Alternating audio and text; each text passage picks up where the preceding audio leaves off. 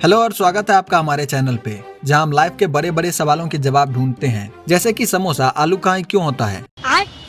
लेकिन आज का सवाल इससे भी ज्यादा डीप है। आज हम गौतम की सबसे फेमस और सबसे टॉक्सिक लव स्टोरी की बात करेंगे। नहीं, बैटमैन और कैटवुमन की नहीं, उससे भी ज्यादा मसालेदार। हम बात कर रहे हैं बैटमैन और उसके सबसे बड़े फैन आई मीन दुश्मन द जोकर की। कभी सोचा है ये जोकर जो इतना बड़ा एजेंट ऑफ केओस है, जिसे दुनिया जलाने में इतना मजा आता है, वो बैटमैन को हमेशा जिंदा क्यों छोड़ देता है? मतलब भाई इतने मौके मिले, एक फाइनल बाय तो बोल देता, लेकिन नहीं, क्यों? चलो इस पर्दे के पीछे के अजीबोगरीब रोमांस को डिकोड करते हैं। तो पॉइंट नंबर 1, सोचो अगर इंडिया पाकिस्तान का मैच ही ना हो तो फैंस क्या करेंगे? बस वही हाल है जोकर का। बैटमैन उसके लिए वो परफेक्ट राइवल है जो उसके लेवल पे आके खेलता है। जोकर केओस का देवता है तो बैटमैन ऑर्डर का पुजारी। एक के बिना दूसरे का वजूद ही अधूरा है।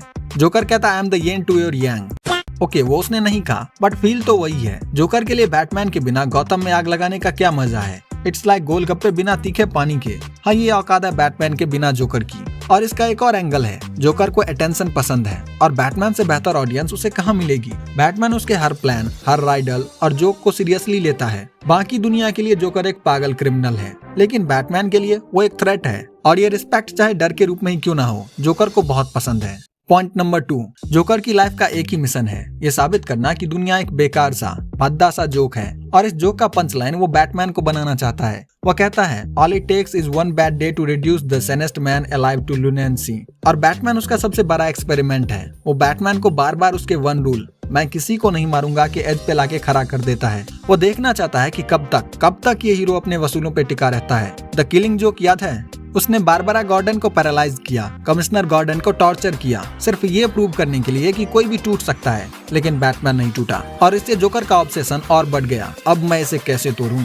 Point number 3, the great Heath Ledger के जोकर ने साफ साफ कहा था I don't want to kill you, what would I do without you? Go back to ripping off mob dealers, no, you complete me.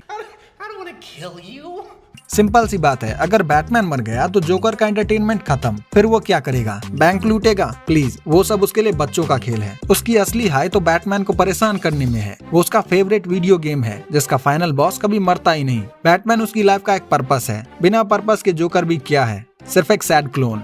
Sorry, थोड़ा method acting में चला गया था। और फिर फाइनल पॉइंट, सबसे important, this is our forever. ये कोई वन टाइम बैटल नहीं है, ये एक अनंत काल तक चलने वाला डांस है। जोकर ने खुद कॉमिक्स में एडमिट किया है कि वो चाहता है कि ये लड़ाई कभी खत्म ना हो, ना बैटमैन जीते ना जोकर, बस ये गेम चलता रहे, क्योंकि इसी गेम से उसकी लाइफ को मीनिंग मिलती है। कई बार तो जोकर ने बैटमैन को दूसरे विलन से बचाया है, क्योंकि इसको सिर्फ मैं मारूंगा, पर आज नहीं। ये वो टॉम एंड जेरी हैं जो एक दूसरे को मारने की नहीं, बस परेशान करने की कसम खाए बैठे हैं। तो अगली बार जब तुम बैटमैन को जोकर को आर्खम असलम छोड़ के आते देखना, तो ये मत सोचना कि बैटमैन सॉफ्ट है, बस ये समझना कि जोकर ने अगले गेम की प्लानिंग शुरू कर दी है। और बैटमैन बेचारा इस टॉक्सिक रिलेशनशिप से कभी बाहर भी नहीं निकल सकता।